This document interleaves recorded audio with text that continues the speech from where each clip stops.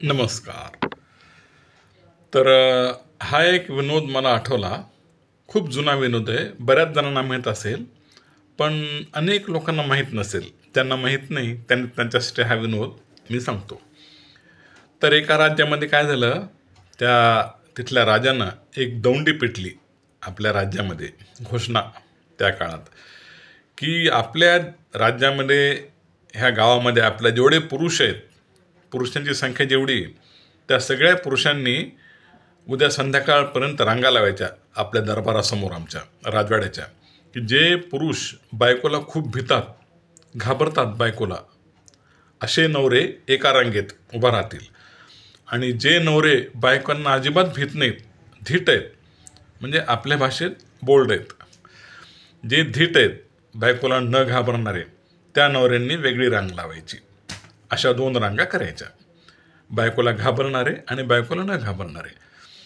तर सगळीकडे ही बातमी पसरली. दुसऱ्या दिवशी सायंकाळी राजा त्या प्रवेशद्वाराच्या बाहेर आला. आपलं त्यानं पाहिलं, दुतर्फा दोन रांगा होत्या. पैकी बायकोला घाबरणारे जे पुरुष होते, नवरे, त्यांची रांग भली मोठी, लांबच्या लांब हजारो पुरुष त्या रांगेमध्ये, जे बायकोला टरकणारे, घाबरणारे होते, भिणारे. राजानं इकडं पाहिलं, तर बायकोला न घाबरणारे जे पुरुष आहेत, त्या पुरुषांच्या रांगेमध्ये फक्त एकच माणूस त्यांना दिसला. तर राजाला हसू आलं. वा रे वा म्हणे, हा एकच फक्त धीट दिसतो म्हणे, आपल्या भाषेमध्ये बोल्ड त्याला म्हणतात, आणि बाकी सगळे पुरुष भित्रेत म्हणे, बायकांना घाबरणारे. तर राजा म्हणाला, अरे काय कमाल आहे तुम्हा सगळ्यांची, पुरुषासारखे पुरुष असून बायकोला घाबरता, एवढे भित्रे पुरुष बायकोला भिणारे माझ्या राज्यात. तर हा पहा, एकच खरा धीट पुरुष मला दिसला, जो बायकोला भीत नाही, बायकोच त्याला भीत आहे, जो बायकोला अजिबात भीत नाही, असा एकच पुरुष आहे. मी त्याला 10,000 सुवर्णमुद्रा देणार. कारण राजानं सांगितलं होतं, जे धीट पुरुष आहेत, बायकोला न घाबरणारे, त्यांना 10,000 सुवर्णमुद्रा. तर त्यानं 10,000 सुवर्णमुद्रा त्याला दिल्या त्याची परीक्षा म्हणून.